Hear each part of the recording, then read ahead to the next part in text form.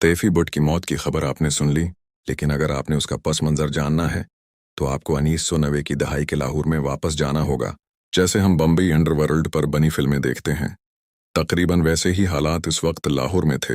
इस जमाने में हनीफा बाबा गैंग, हुमायूं गजर, आतिफ चौधरी, इरशद अमीन चौधरी, भूला सुनियारा, नाजी बट, मजहर टबी और शफीक बाबा जैसे नाम लाहौर में खौफ और दहशत की अलामत थे। इरशद अमीन चौधरी एक स्टूडेंट लीडर था। उसे उस वक्त के बरसर इक़्तिदार मरहूम वज़ीर आज़म तक रसाई हासिल थी और उसे पार्टी का सरमाया करार दिया गया था। इरशद अमीन ने आतिफ चौधरी को मारने वाले के सर पर सोने का ताज रखने का ऐलान किया। आतिफ चौधरी और इरशद अमीन चौधरी एक दूसरे के जानी दुश्मन बन गए थे। ये दोनों 90 की दहाई की फिल्मों के प्रोड्यूसर भी रहे। 90 की दहाई में सियासत में कॉलेजेस की तलबा तंजीमों का किरदार बहुत नुमायां होता था।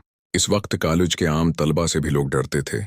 मैं रोज़ाना अखबार पढ़ता था और लाहौर अंडरवर्ल्ड की खबरें भी फ्रंट पेज पर मिला करती थीं। ये तमाम लोग कत्ल, डकैती, अगवा बराए तावान, समगलंग और गवाहों को डराने या मारने की वारदातों में मुलव्वस थे। ज़्यादातर बल्कि सभी पुलिस मुकाबलों में मारे गए। हुमायूं गजर पर उसी नाम से फिल्में बने, भूला सुनियारा पर भी फिल्म बनी और इसी तरह के दीगर बदमाशों पर भी बेशुमार फिल्में बनाई गईं।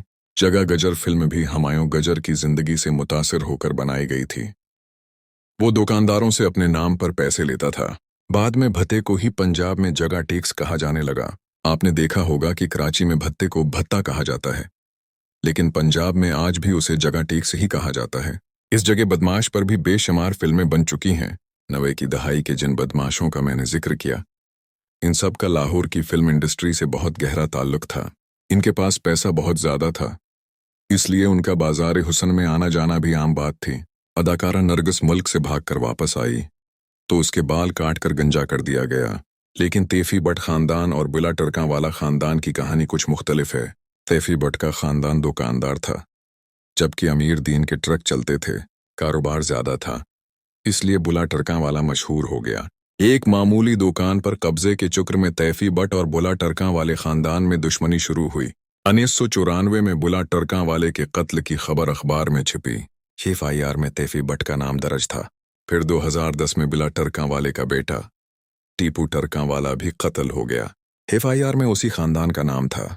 उसके बाद टीपू का बेटा यानी बल्ले टरका वाले का पूता बलाज टीपू भी एक शादी की तकरीब में कत्ल कर दिया गया। FIR में तैफी बट और गोगी बट दोनों नामजद हुए और पुलिस तफ्तीश में भी उन्हें कसूरवार करार दिया गया। बिलाज के कत्ल के फौरन बाद तैफी बट दबी चला गया। ये एक ऐसा कत्ल था जिसने पूरे लाहौर को रंजीदा कर दिया। बाद में उसे इंटरपोल के जरिए वापस लाया गया और फिर जो हुआ वो सबको मालूम है। बदकिस्मती ये है कि जितने बदमाश लाहौर की सड़कों पर पुलिस मुकाबलों में मारे गए,